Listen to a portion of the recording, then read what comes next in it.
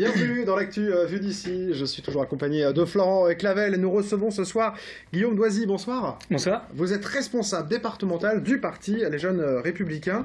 Alors on va parler avec vous des primaires à droite, de l'engagement des jeunes bien sûr en politique.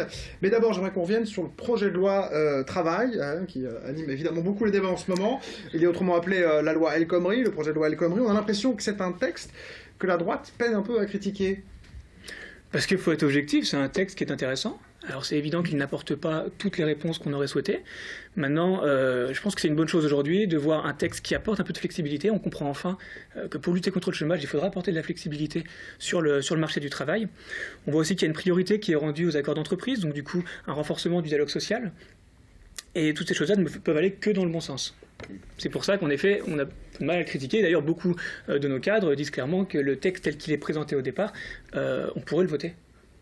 François Fillon a dit qu'il la voterait en l'état. Bruno Le Maire également, ce sont des candidats à la primaire. Chez les Jeunes Républicains, il y a une génération qui est directement concernée par ce projet de loi. Est-ce que vos militants, qui sont aussi des salariés, des employés, des cadres, sont prêts demain à être licenciés plus facilement, puisque c'est l'objet même de cette loi ? Alors, dans cette loi, il n'y a pas que ça. En effet, il y a ce point sur le licenciement qui serait plus facile, mais qui serait aussi beaucoup plus encadré. La rupture serait moins aléatoire. Et donc, au contraire, on pense que c'est une bonne chose. Parce que qui dit aussi, du coup... Il n'y a pas de crainte dans vos rangs. Non, parce que du coup, on clarifie aussi les règles de licenciement et concrètement, du coup, donner de la flexibilité sur le licenciement, ça permet aussi ensuite de favoriser l'emploi. C'est-à-dire qu'aujourd'hui, pourquoi un chef d'entreprise aura du mal ou aura peur d'embaucher, c'est qu'il ne sait pas combien lui coûtera un potentiel licenciement, et du coup, ça le refroidit. Si du coup, on lui apporte la possibilité d'avoir un licenciement où il est clair, il est net, on sait que ça coûtera tant, dans telles conditions, je pense que le chef d'entreprise aura beaucoup moins de difficultés à embaucher ensuite quelqu'un.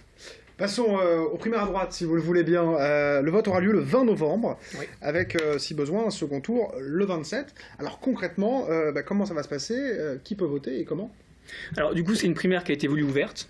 Donc chacun pourra voter, toute personne du coup qui est inscrite sur les listes électorales pourra voter. Chaque citoyen. C'est ça. Et du coup, il sera demandé aussi de signer donc une lettre un peu de principe disant qu'on adhère aux valeurs que sont les valeurs du Parti républicain, et une participation de 2 € sera demandée pour chaque électeur. Alors comment donner envie aux Sartois d'aller voter quand on voit comment ça se passe un petit peu en interne justement dans le département ? Je pense notamment à l'élection de la présidente du parti en Sarthe. Il y a eu des luttes internes, il y a eu des demandes de démission, avec seulement 32% de votants. Comment on va intéresser les Sartois à aller voter pour cette primaire nationale ? Alors déjà, je reviendrai sur les 32%, ce qui est un score, un résultat pas si négatif quand on voit les conditions de l'élection, avec du coup des appels au boycott, avec aussi un seul bureau de vote. Donc c'est-à-dire que beaucoup de Sartois sont déplacés de loin. Donc c'est pas si négatif. Après, comment donner envie ? Moi, ce que j'ai envie de dire, c'est justement, si on veut pas voir ce genre de choses, il faut s'engager.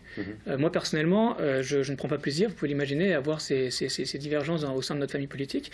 C'est pour ça que du coup, j'ai décidé, et puis avec de nombreux jeunes, de nous engager et de voter. Ne pas voter, au final, c'est laisser d'autres décider pour soi. Mais oui, mais pour voter, là, il y a quand même 10 candidats déclarés. Alors ça va pas être un peu compliqué d'organiser tout ça ? Est-ce que les électeurs vont s'y retrouver facilement ?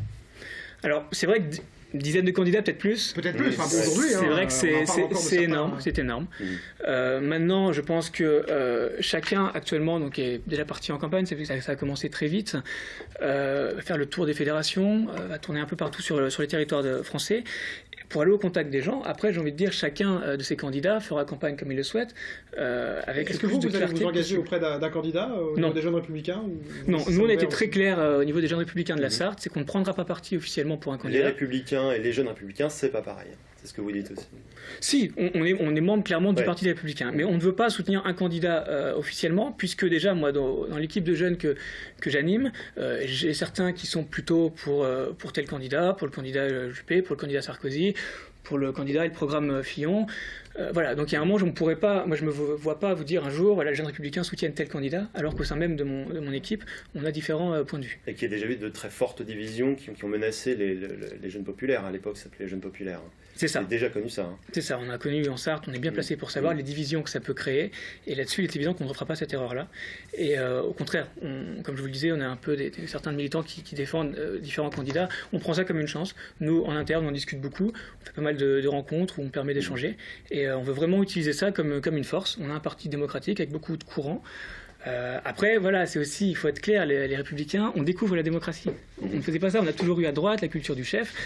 On a pu avoir le général de Gaulle, Jacques Chirac, Pompidou avant, Nicolas Sarkozy. Aujourd'hui, c'est plus le cas. Laissez-nous le temps d'apprendre cette démocratie et je pense que c'est une bonne chose pour nous. Et ben on va conclure là-dessus, mon cher Florent, parce que le temps file. Merci Guillaume Doisy d'être venu sur le plateau d'LMTV pour l'actu. Vu d'ici, on se retrouve dans un instant pour la fin de cette quotidienne.